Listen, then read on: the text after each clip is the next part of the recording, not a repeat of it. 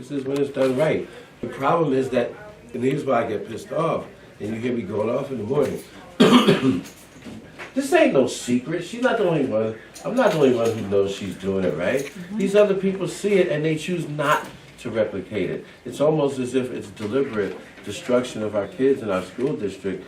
So that's why I have over 1,000 children waiting to get a spot in this school. So it's K to K to 8? We've applied for a high school for this year with the school district, but we're waiting to hear what they're going to do in regard to everything else that's going on. But we would like to go to 12th grade. This is a wellness school.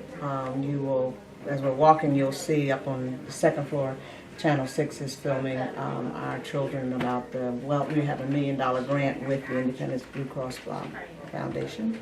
And so we, here at GLA, wellness is very important, so food and what you eat and physical fitness, etc., are going to be a part of your success for our staff as well as for our children. And we have, the funding comes from the same place. It comes from the state. It goes from the state to the district, and we get 75% of it. We don't get it all, and we do what we do with less money. But as you walk and see, you'll see that, you know, we're able to manage it. It's how you manage your funds. It's how you manage your budget that will make it work. At GLA, the children come first, and that's how we make our decisions. there's also a spirit that's built from the top. Right. You can see that the kids know that the people here give a f about them. That's the bottom line. When you go into a building and you feel like your teacher's not interested, or you're going to be a scapegoat again today for the 30th time in 55 days, and it seems like every system is set up for you to fail, it resonates through the school.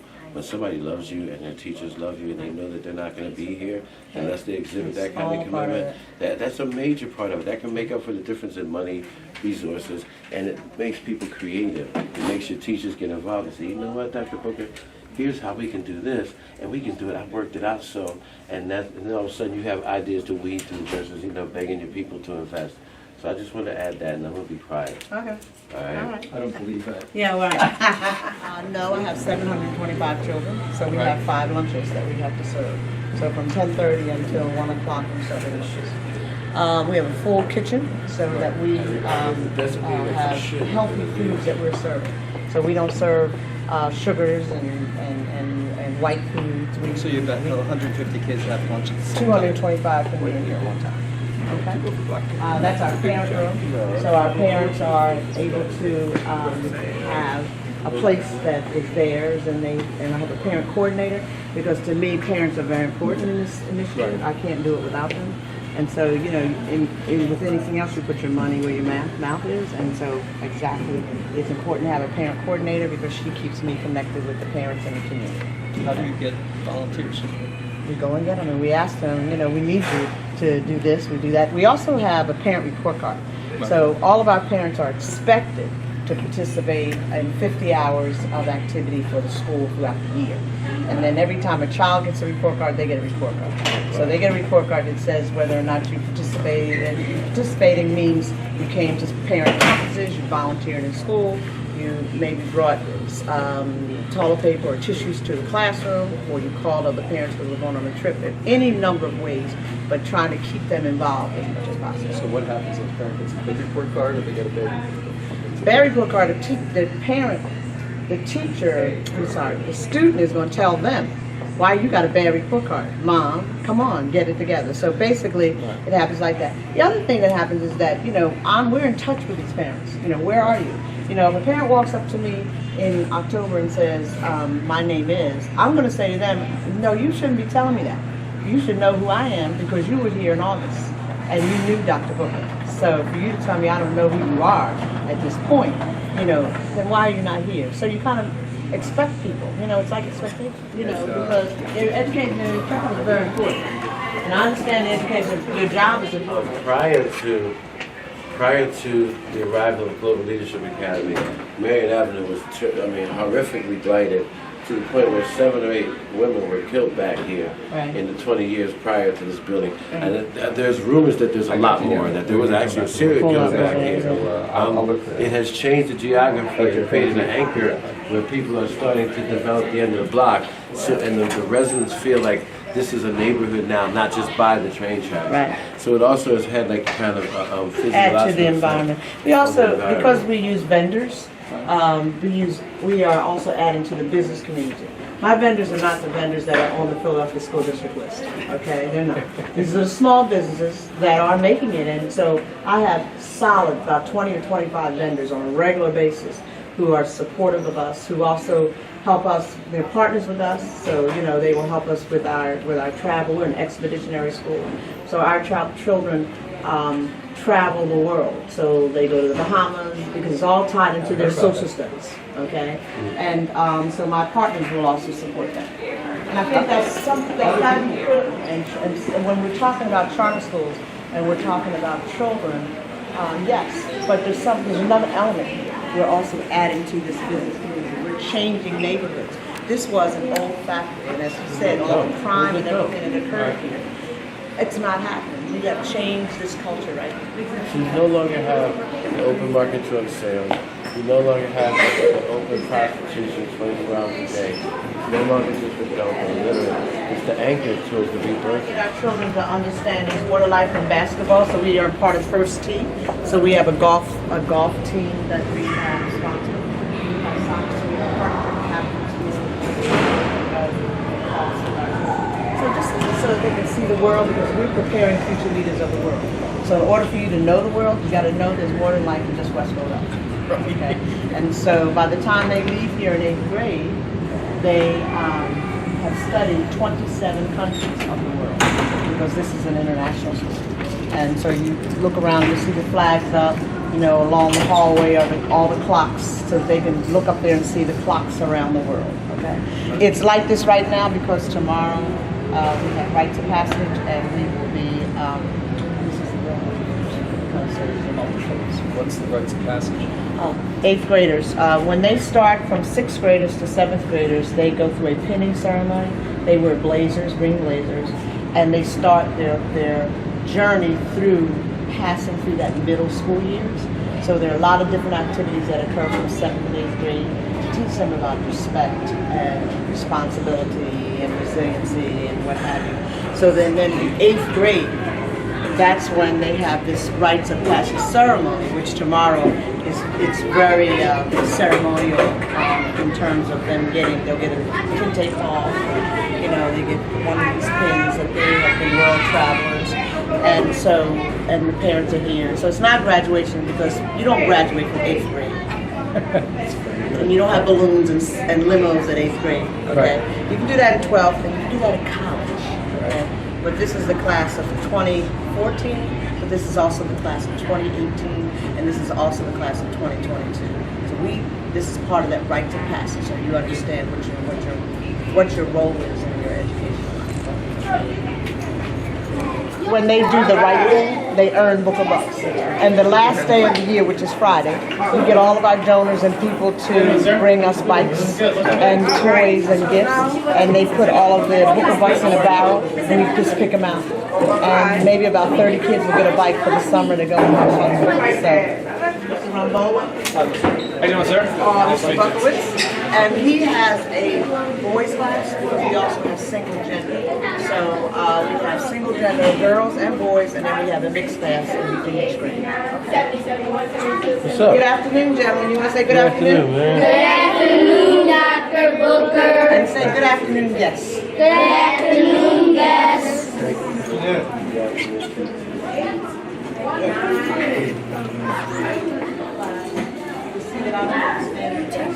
That we have tables, because we can move those tables around for collaboration, so we talk to one another, as opposed to, this is my desk, don't touch my stuff in it, okay? Fantastic! Top of the fit! Good! All day long! Wow! Whoa! How are you? Are you ready for Friday? I know you're Just talking about Butkovitz. Butkovitz. Do you have one I can show the gentleman? There's a This is the See, the girl got her own money. She got her own money. I think I hope they don't take it to the store, though, right? Can I get one Can book I of bug? Sure, you No, can just have the a bottle. bottom. Just cut the bottom one. Okay. They said the girl got her own money, Mike. She got her own And then money. each classroom has lockers. So, and this is also the yellow community. So this is the K-2 community run by an academy leader. And instead of having lockers in the hallway, because you're trying to create a family environment, and so it's all in the rooms with them. How do you decide which kids should be in a single gender class and which should be in a mixed? Well, when they're in kindergarten, they are in a mixed class, and so the kindergarten teachers make recommendations for which class they should go to going forward. And then some parents, give me one more. Some parents want their children in mixed classes. Some want them in a single gender. So Now, how do you redeem this? on Friday, you can bring a bicycle, and we put your name. You can bring a bicycle to donate, but you come. I'll show you the bikes that we're collecting. And the kids, it's in a barrel. And because whenever they do the right thing, they get this all year long. And then, thank you. And then pull their name out like a lottery. And if you're the lucky one, you get a bike to take home with you for the summer. Summer, then you bring it back. No, it's yours. Oh no, it's your bike. Hey, brand new bike. This is a wellness school, so we do exercise in between lessons. So you'll see that going on. This is all girls This class? is an all girls class.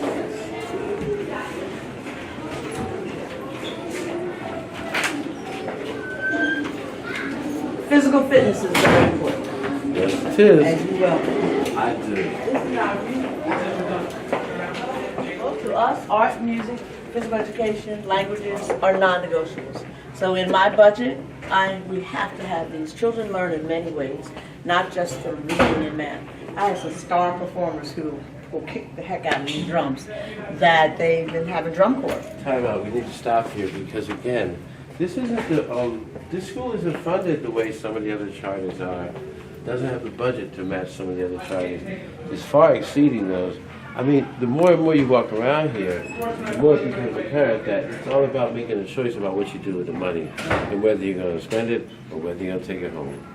You know, I'll let the evidence speak for I'm sure itself. you know this was a failing charter school that I took over in 2006.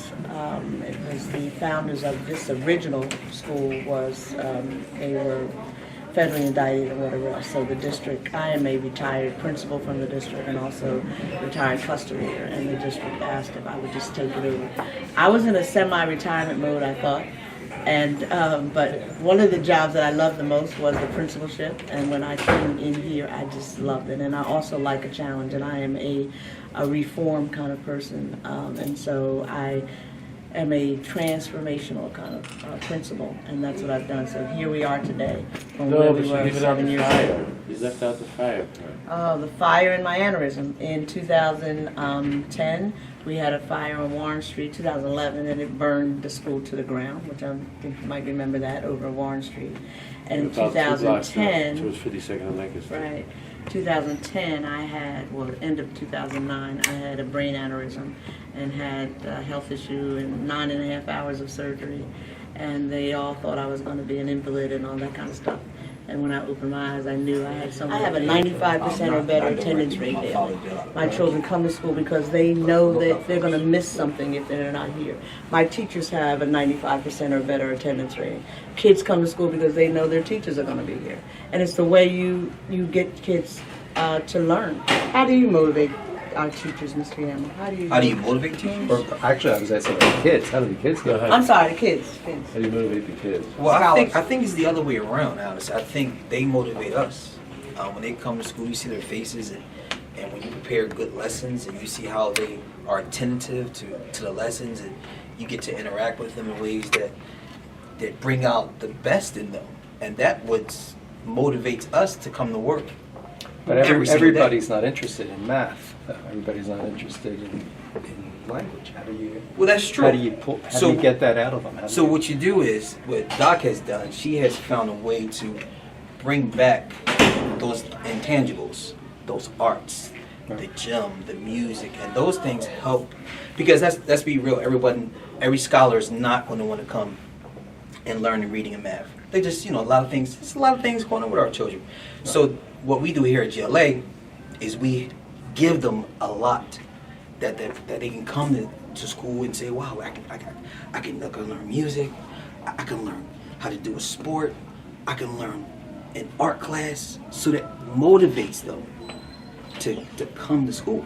So they got some hook. it's- Everybody's interested in some So the hook. music reward is what keeps me straight in math. I mean, I've got to do my math. I'm gonna Right. get Right, you gotta have down good the hall, programs right. that motivate that's- students yeah. to do well, and that's what we're doing here at GLA. And they go golfing. No, Yeah, you know what?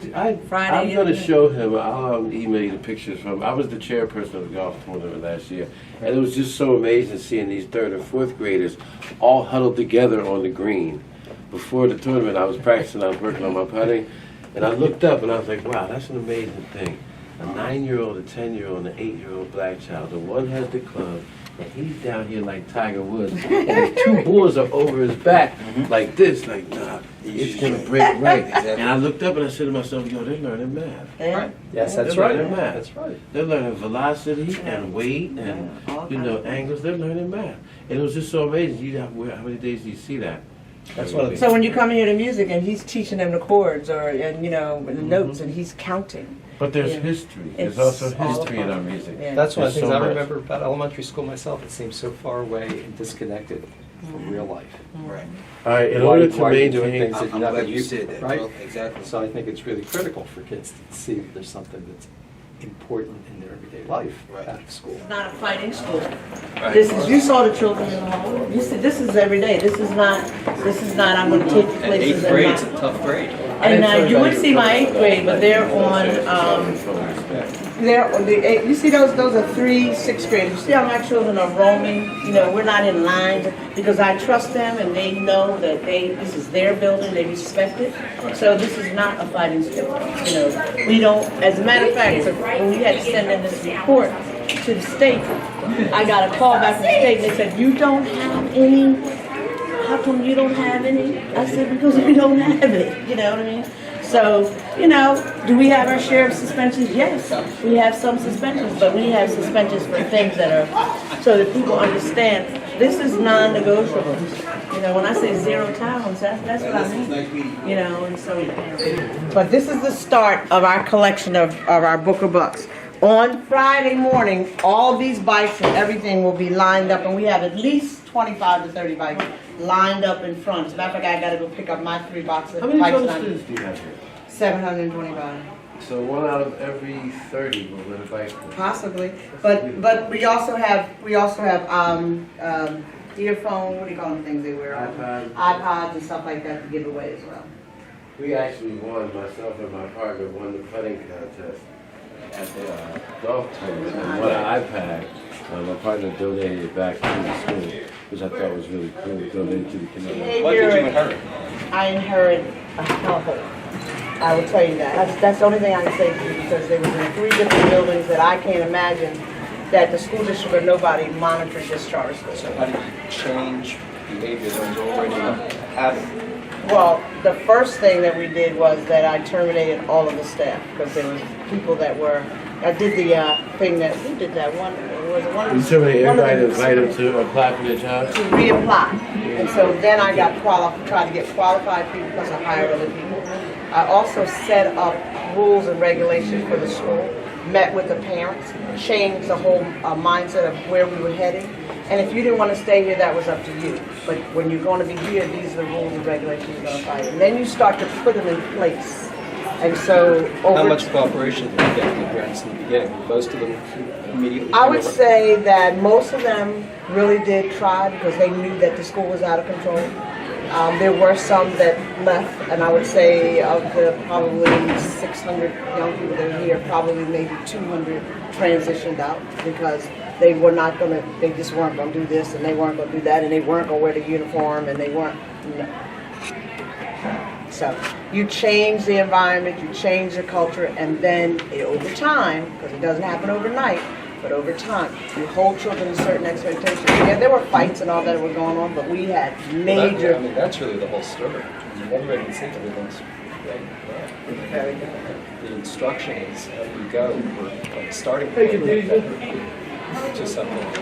And if you don't change the environment, you can't get good instruction because everything else is going on. You know, and this is everyday life. This is the way it How do you is. change the environment? You still got 1/3 of the kids in school. that Because haven't you bought are in. setting expectations and you're zeroing in on what they're doing. You bring your parents in and you're either going to do this or you're going out of here. You know, you're not going to, this is a choice school. This is not a school that, you have to go, you can go to your neighborhood school. You know, if you're not going to follow the rules and regulations here, because this is what we have here. You know, and it's okay if you don't want to do that. But if you're not going to do it here, then you've made a choice to go somewhere else. That's setting up expectations. This is who we are. Here's our values. We don't teach a behavior, we teach character. So this is our character walk, okay? And these are our jewels of the month. So every month they learn one of these jewels. Each one of these are buried into the curriculum. So for that month, integrity is part of the curriculum. January is our resiliency month because that's when our fire occurred. And we got right back up, and 30 days later we were starting over at 5,900 in a ready to build a I'm talking about like going in. But this is a part of what we teach. When you teach this and you get this embedded, you teach it to them when they're young. You begin to see, it took a while, it took a couple of years, but you begin to see the change in the culture. So that my children now can walk around, it's not that I'm gonna worry they're gonna write on the wall. You see the wall? They don't write on the walls. And if they do, they know they gotta do it like this. They don't wanna do that. They want to be liked. They don't want me mad at them. Thank you, Dr. Butkovitz. Thank you so much. No, Yeah, thank you so much. I think the world of you, I think the world of the school. This could be recognized. So If you have to want to, that's really glad to that meet you. simple. I've heard so much about you. Thank you. You have to want to. It's really that simple. Thank I you. love what I'm doing. This is my passion. I'm ready again for my 5 iron. Well, me too.